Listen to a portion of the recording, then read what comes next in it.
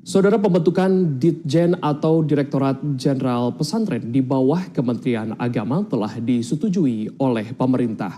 Kebijakan ini diambil untuk tentunya negara hadir untuk melayani dan juga tentunya memberdayakan serta melakukan pendataan serta sertifikasi lebih dari 42.000 pesantren yang ada di Indonesia. Dan dialog Jawa Barat hari ini kita akan mengangkat tema mengenai rencana pembentukan Ditjen Pesantren di Tasikmalaya, dan kita sudah bergabung bersama Kepala Kantor Kementerian Agama Kabupaten Tasikmalaya, Bapak Ahmad Patoni, MM. Assalamualaikum Pak Ahmad Patoni, selamat sore. Waalaikumsalam warahmatullahi wabarakatuh. Sore Kang Iko. Apa kabar Pak Ahmad Patoni? Alhamdulillah sehat-sehat. Terima kasih Pak Ahmad Patoni sudah bisa bergabung bersama kami di Dialog Jawa Barat hari ini. Pembentukan Ditjen Pesantren di bawah Kementerian Agama Republik Indonesia ini sudah disetujui. Lantas bagaimana sebenarnya respon dari Kementerian Agama Tasikmalaya terkait rencana pembentukan juga Ditjen Pesantren ini? Terima kasih Kang Iko. Kaitannya dengan terbentuknya Ditjen Pondok Pesantren, ini kami dari Kementerian Agama Kabupaten Tasikmalaya sangat menyambut baik dan memberikan apresiasi atas rencana pembentukan Direktorat Jenderal Pesantren ini, karena ini merupakan bentuk penguatan perhatian negara terhadap pesantren yang selama ini memiliki kontribusi besar dalam pendidikan dakwah, pembinaan akhlak, hingga menjaga kerukunan umat dan keutuhan bangsa. Kabupaten Tasikmalaya ini salah satu basis pesantren, di mana dengan jumlah pondok pesantren yang tersebar di 39 kecamatan, ini ada 1.448 pesantren dan ada 4.236 ustadz-ustadzah, kiai dan masyayikh, dan santrinya tidak kurang dari 47.339 santri. Yang jelas ini melihat dari kebijakan ini sebagai momentum strategi untuk memperkuat pelayanan, pembinaan, dan pemberdayaan pesantren secara lebih fokus dan terarah. Karena ini salah satu kontribusi negara hadir dengan lahirnya Undang-Undang Nomor 18 Tahun 2019 kaitannya dengan fasilitasi pesantren, dan untuk Jawa Barat ini adanya Pergub Nomor 1 Tahun 2021, ini kaitannya dengan penguatan pesantren, sehingga dengan lahirnya Ditjen Pondok Pesantren ini sangat menyambut baik terhadap negara kaitannya dengan penguatan pondok pesantren di bangsa kita ini. Baik, juga tentunya tadi sudah dikatakan bahwa dari 39 kecamatan yang ada di Kabupaten Tasikmalaya ini ada ribuan santri dan juga santriwati, dan juga tentunya lebih dari ratusan bahkan ribuan juga ini ustazah dan juga ustazah begitu ya, untuk tentunya karena basis juga begitu Tasikmalaya. Namun Pak Ahmad Patoni sebagai wilayah basis pesantren terbesar juga tadi mengingat bagaimana Pergub Nomor 1 di tahun 2021 yang berkaitan mengenai pondok pesantren, karena kan ini Kabupaten Tasikmalaya juga ini menjadi basis pesantren terbesar begitu ya. Sejauh mana kesiapan data dan infrastruktur di Tasikmalaya itu sendiri? Untuk Kabupaten Tasikmalaya, alhamdulillah ini memiliki ekosistem pesantren yang sangat kuat dan terus berkembang. Namun kami juga harus jujur bahwa salah satu tantangan yang masih dihadapi sebagai pesantren adalah dalam aspek administrasi, baik yang berkaitan dengan pengelolaan data maupun penyusunan laporan.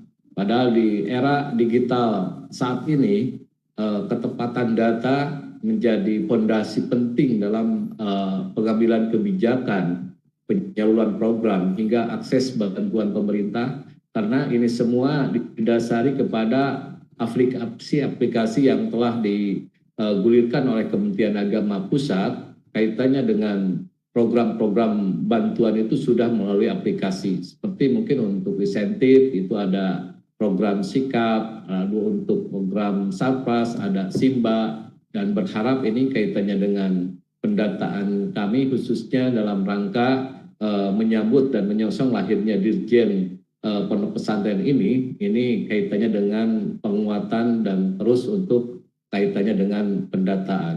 Karena itu strategi kami Kementerian Agama Kabupaten Tasikmalaya yaitu memperkuat kapasitas sumber daya manusia pesantren melalui bimbingan teknis operasional pesantren. Ya mudah-mudahan dari program ini akan terbentuk komunitas yang kami singkat dengan KOPI ya, yaitu Komunitas Operator Pondok Pesantren Indonesia. Sehingga komunitas ini diharapkan akan menjadi wadah silaturahmi, belajar bersama, dan penguatan kompetensi operator pesantren. Nantinya para operator akan mendapatkan pelatihan dan ini salah satu program kolaborasi kami dengan pemerintah Kabupaten Tasikmalaya untuk diadakannya BITEK ataupun training sehingga ini akan melahirkan operator-operator yang handal, profesional, dan mampu mendukung tata kelola pesantren yang lebih baik. Selain itu, melalui Kepala Seksi Padepoten yang baru, kami juga akan menggulirkan program sigap, ya, yaitu sistem emis gerak aktif on the spot, dan program ini merupakan langkah jemput bola dari Kementerian Agama agar pelayanan tidak hanya menunggu di kantor, tetapi hadir langsung mendampingi pesantren di lapangan. Teknisnya kami akan membagi layanan penguatan dan penginputan emis ke 8 titik wilayah di berbagai penjuru Kabupaten Tasikmalaya. Dengan pola ini kami berharap proses pembaruan data menjadi lebih cepat, tepat, dan merata. Karena babonnya pesantren itu ada di emis ya. Semua profil tentang kelembagaan itu masuk di emis. Untuk itu diharapkan dengan adanya program yang terkolaborasi dengan pemerintah Kabupaten Tasikmalaya ini bisa membantu mendorong dan menginput data-data pondok pesantren yang ada di Kabupaten Tasikmalaya ini.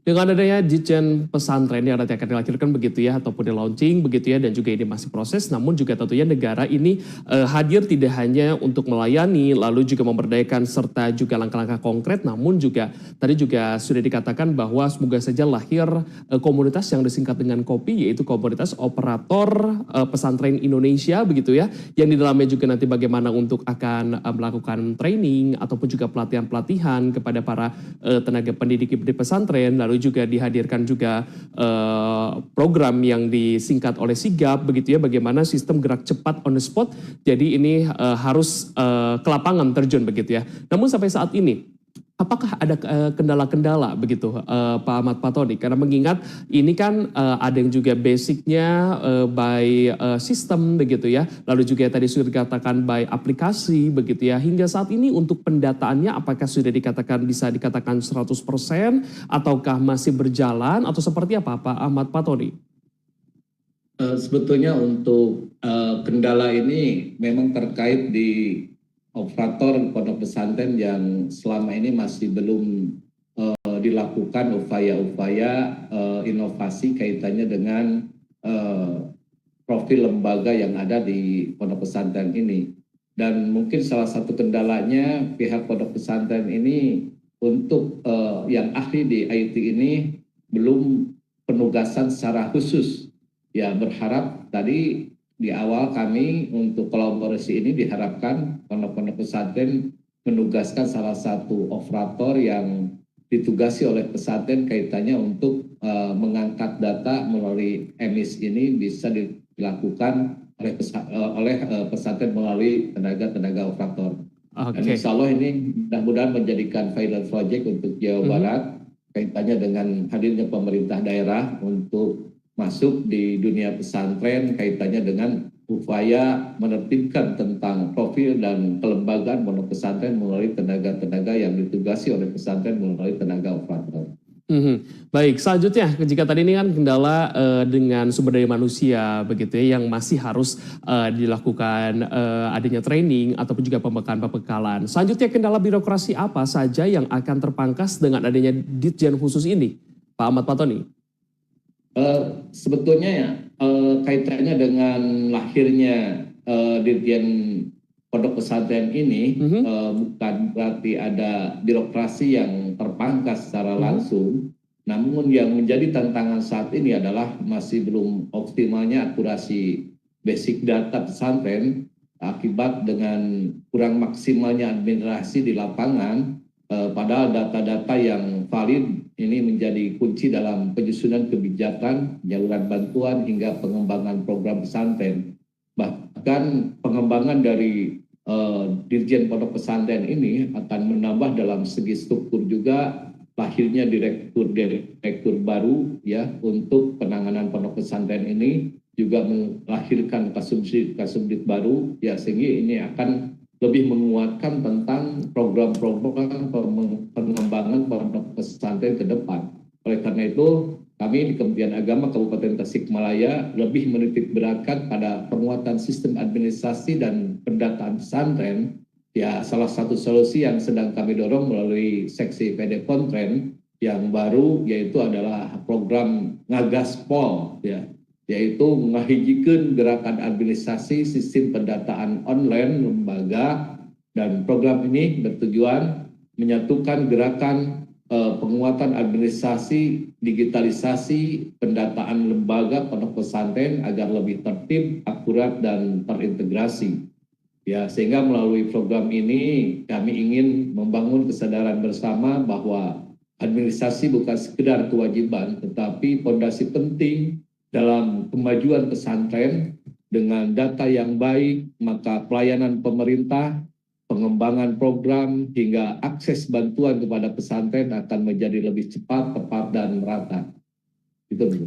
Baik, Pak Ahmad Patoni, semoga saja juga tentunya dengan dilahirkannya Ditjen khusus begitu, yaitu Ditjen Pesantren di bawah Kementerian Agama Republik Indonesia ini bisa lebih merangkul kembali, lalu juga menciptakan juga tadi yang sudah dikatakan bahwa operator-operator yang ada dari pesantren Indonesia yang disingkat dengan KOPI, ataupun juga tentunya bagaimana lebih menguatkan dan negara lebih hadir begitu untuk pesantren, karena di Indonesia sendiri ini lebih dari 42.000 pesantren hadir, lalu juga bagaimana caranya negara ini lebih merangkul, lalu juga tentunya ini meyakinkan pesantren ini bisa berdiri dengan kuat, dan juga dengan hadirnya Ditjen khusus yaitu Ditjen Pesantren di bawah Kementerian Agama Republik Indonesia. Terima kasih Bapak Ahmad Patoni, Kepala Kementerian Agama Kabupaten Tasikmalaya yang sudah bisa bergabung bersama kami di Dialog Jawa Barat hari ini. Sukses dan sehat selalu Pak Ahmad Patoni. Wassalamualaikum warahmatullahi wabarakatuh. Selamat sore dan sampai jumpa. Waalaikumsalam, sama-sama Kang Iko. Semoga semakin berkah untuk pesantren di Indonesia karena sudah memberikan kontribusi yang besar untuk masyarakat bangsa kita ini. Wassalamualaikum warahmatullahi wabarakatuh. Waalaikumsalam warahmatullahi wabarakatuh.